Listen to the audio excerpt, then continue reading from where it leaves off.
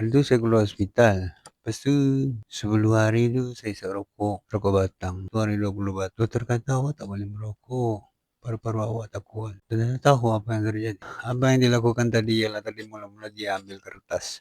Kertas ini spesial, dia ada cuma 3 jenis di dalam pasaran Malaysia. Pertama kertas TST, kedua kertas wayang, ketiga kertas entah apa.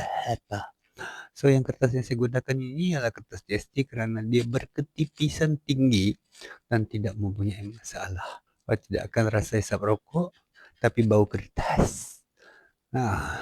Jadi dia mengambil dua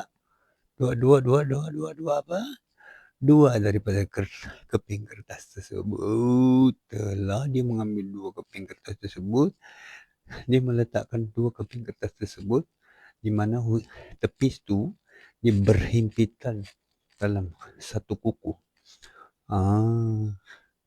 Jadi itu tembakau tak keluar lah. Yang lain punya tu dia ada gam tau. Tak mau sama yang ini.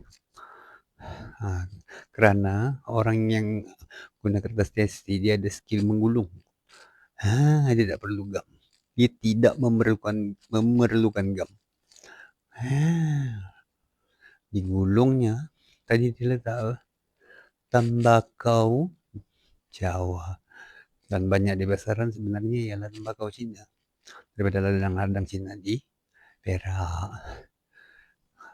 Letaklah sebanyak seperti yang dia bentuk dia seperti sebatang rokok biasa. Itu portionnya ya. Kecil sangat, tak boleh cepat mati. Balik-balik mati. Besar sangat, cuka mati. Besar sederhana untuk orang sudah gila. Kemudian diletakkan cengkeh. Cengkeh ni kita mixer. Blender pun boleh, blender sampai halus pun boleh. Macam saya mixer. Mesti sangat halus ya. Yang batang-batang tu nanti dia meletup jatuh di seluar kau. Nombor seterusnya.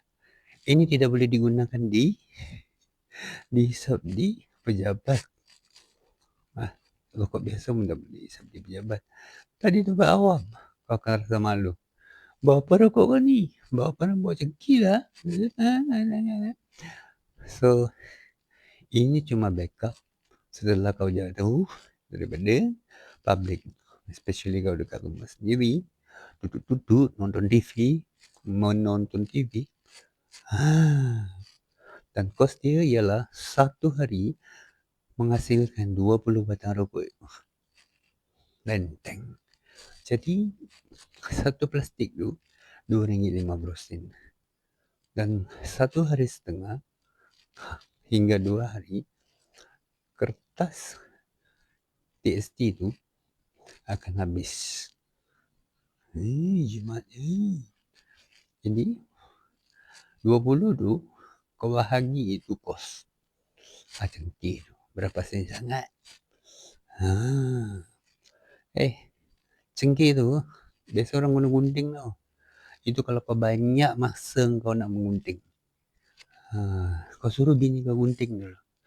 Gunting pula, chopper atau blender. Manalah tahu rumah miskin sangat ada chopper, blender. Okay.